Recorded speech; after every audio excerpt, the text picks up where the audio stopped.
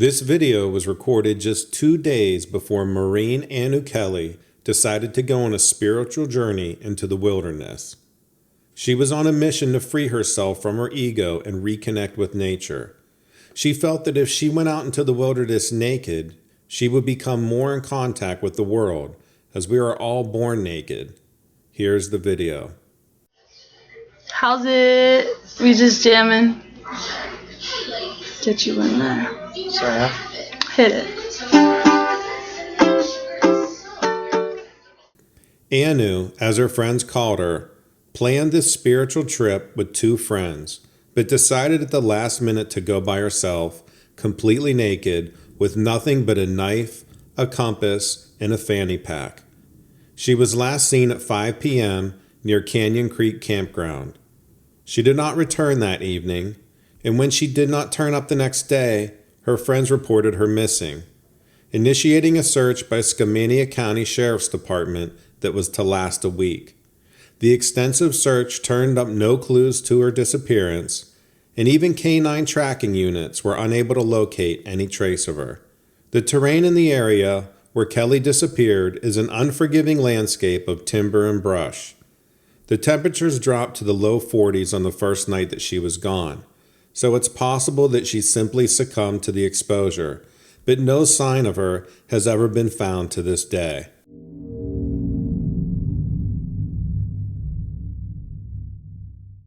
In late February 2019, a man named James Pruitt from Etowah, Tennessee, had been hiking around the Rocky Mountain National Park in Colorado.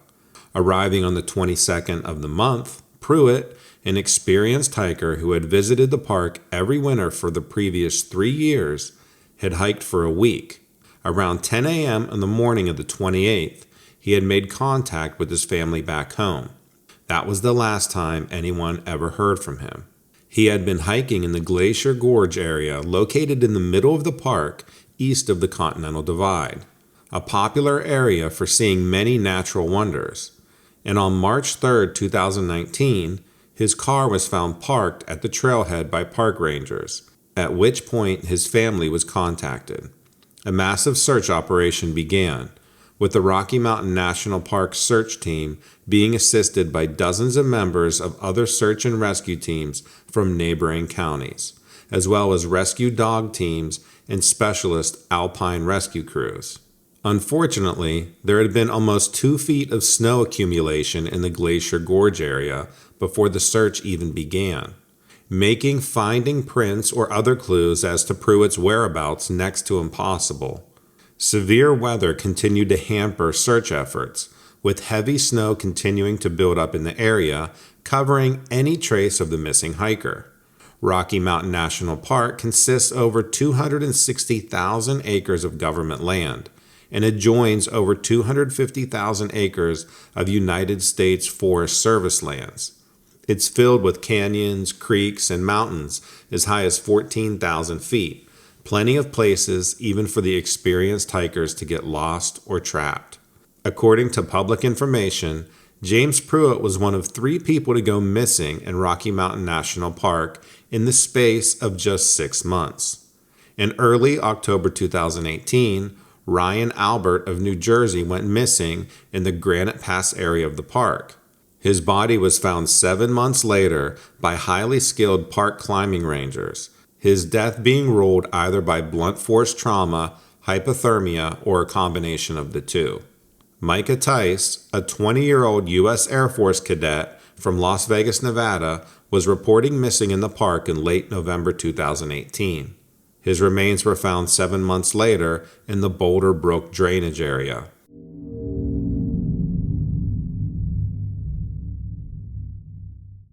On June 14, 1969, Dennis Martin, a 6-year-old child from Knoxville, Tennessee, was visiting the Great Smoky Mountains National Park with members of his family when he disappeared, never to be seen again.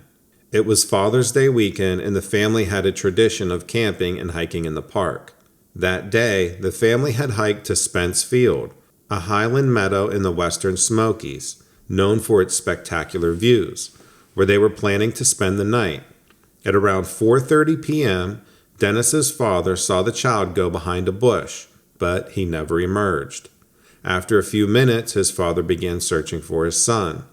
After a few hours, the family got the National Park Service Rangers involved, and thus began a search and rescue effort that would turn out to be the largest in the park's history. What began with a crew of 30 people put together by the National Park Service would soon swell to a party of 240, with volunteers pouring in day after day.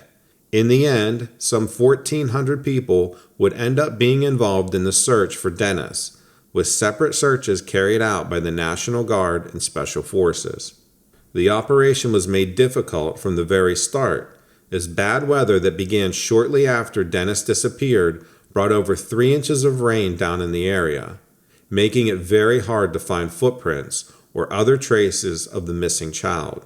With such a large number of people taking part in the search, it is also believed that some potential clues may have been accidentally obscured or destroyed by untrained volunteers.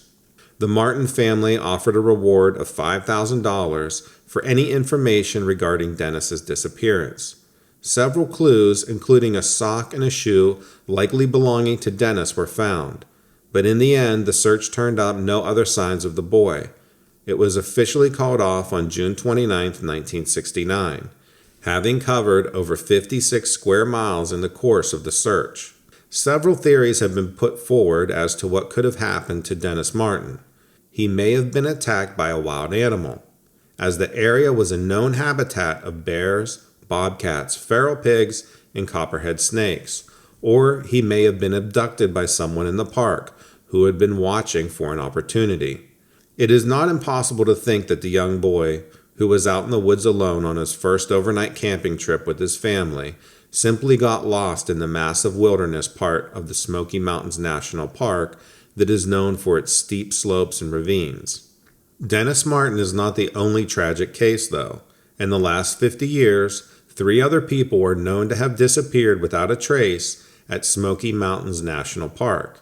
One of these people is a 24-year-old man named Derek Luking, a native of Northern Virginia who had been working as an orderly in East Tennessee. On March 15, 2012, Luking did not show up for work at the Peninsula Behavioral Health Center where he had been working, and calls to his cell phone went unanswered.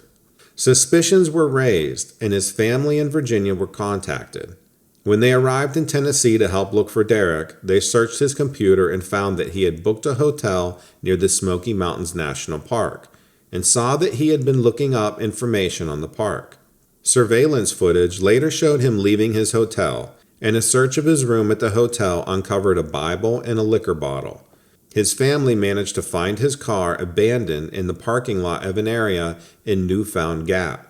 In the car, they found several items of expensive, newly purchased survival gear, as well as food, Derek's wallet, and several pages from an Army survival manual, all which indicated that Derek had been planning a big excursion into the wild. The strange thing was that he had left all of this in the car rather than taking it with him. A note was found in the vehicle with a cryptic message that stated, "Don't try to follow me." This may have been a sign that Derek had planned to commit suicide in the national park, but his family have firmly denied the possibility that Derek was depressed or suicidal in the months leading up to his disappearance, and it has even been suggested that the note was left by someone else in order to throw investigators off the scent of any foul play. Approximately 60 people, including 3 teams of canine search and rescue, were involved in the search of Derek Luking. Hikers and campers in the area on the day he disappeared were interviewed, but strangely, no one remembered seeing him. Despite there being a lot of visitors to the park on that clear and sunny day, this suggested that Derek had gone into the wilderness almost as soon as he got out of the car, and perhaps had tried to avoid being seen by anyone else. After a few months of Luking's disappearance, a backpack and some human remains were found in the area where he had gone missing. In a bizarre turn of events, these turned out not to belong to Derek Luking, but to a 23-year-old man named Michael Giovanni Cocchini, who went missing in the same area just days after Luking did. Searchers hiked hundreds of miles around the area where Derek Luking disappeared, Scent tracking dogs were used. Even helicopters were brought in to search during the day and night, all of which did not find any evidence as to where he might have gone.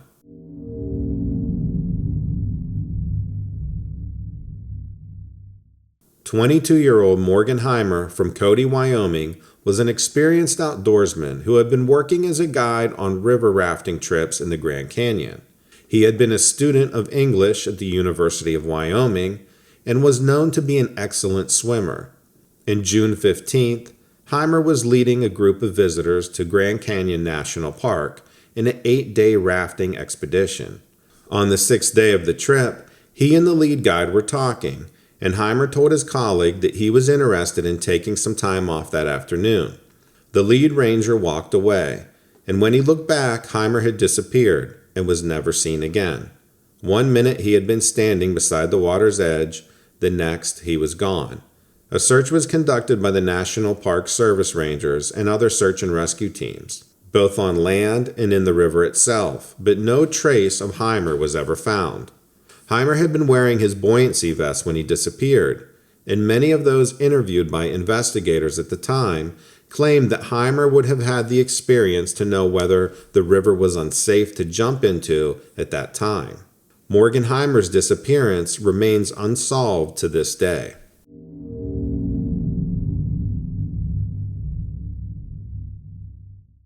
Gilbert Mark Gilman had been a paratrooper in the U.S. Army, who had combat experience with the 82nd Airborne, as well as serving in Panama, Israel, and East Africa, and receiving 2 Bronze Stars.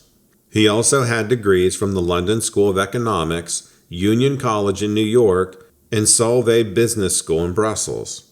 He formerly worked as a military interrogator in Iraq and took assignments in counterterrorism and counterintelligence. He also worked as a civilian contractor for a year in Iraq and was fluent in Arabic, Russian, and Chinese. This highly intelligent, highly experienced individual went on a walk in Olympic National Park, Washington on June 24, 2006, and never returned. Gilman had been talking to a park ranger that day, who later said, "I got the sense he was going for a hike." This was the last known sighting of the retired military man. His car was parked at the Staircase Ranger Station in a lowland area of old-growth forest. It was found there on June 25, 2006, a day after he had been speaking to the park ranger in the same spot. A 10-day search, which included tracking dogs, a helicopter, and a plane equipped with heat-seeking infrared cameras, yielded nothing which might lead to the discovery of Gilman. As many as 62 people were on the ground at one point, seeking any signs of the man amidst the rocky hills, dense forest, and North Fork Skokomish River in the Staircase area of Olympic National Park. No trace of him was ever found outside of his car. Gilman is not the first person to go missing in the area, as 2 hikers who went missing there in the 1980s also were never found. Perhaps as a result of his unique career path and life story, there has been much interest and many theories put forward as to what could have happened to Gilman, ranging from the idea that he was involved in some kind of top-secret work for the government that led him to intentionally disappear himself, to the idea that he was actually a victim of the serial killer Israel Keyes, who traveled around the wilderness areas and national parks all over the country in hunt for his victims. Keyes was known to have been in Washington at the same time of Gilman's disappearance.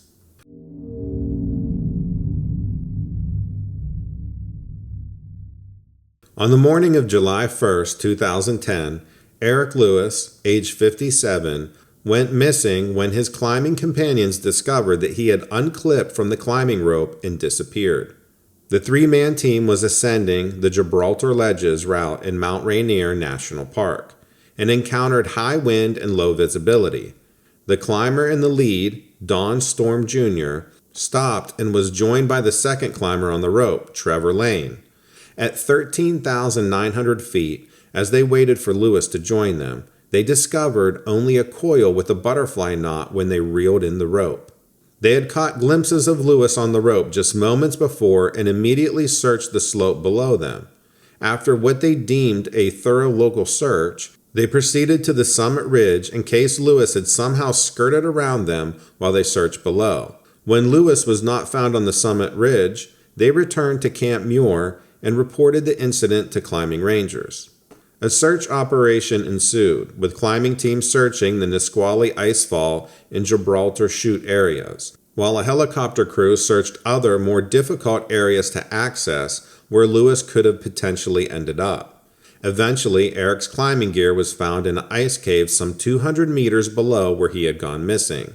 Despite the snow, no footprints of Eric's were found leading to the cave, or for that matter, anywhere else in the area.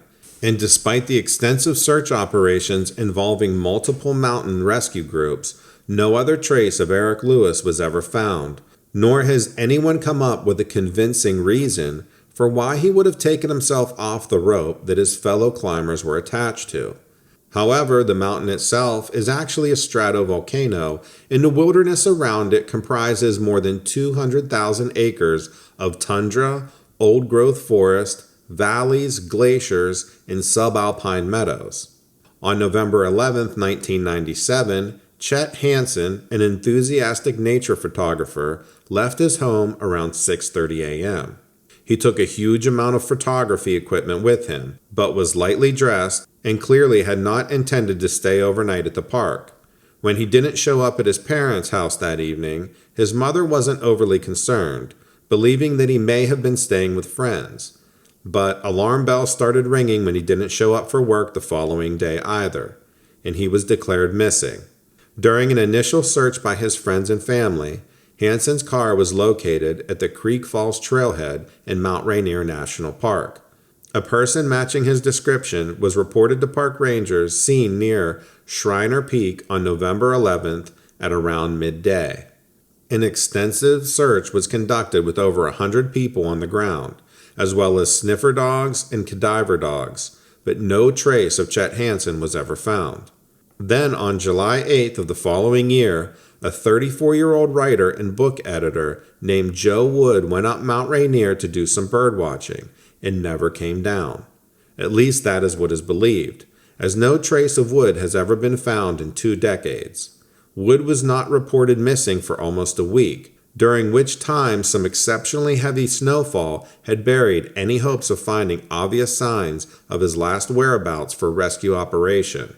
His car was located at the parking lot at the base of the mountain, and later on a hiker was interviewed, who had said that he had seen Joe Wood alive at around 4 p.m. that day at an elevation of around 4,800 feet, and had even spoken to him briefly. No other leads turned up after that, and Wood was never seen again. He was one of 3 people to go missing at Mount Rainier in that year alone.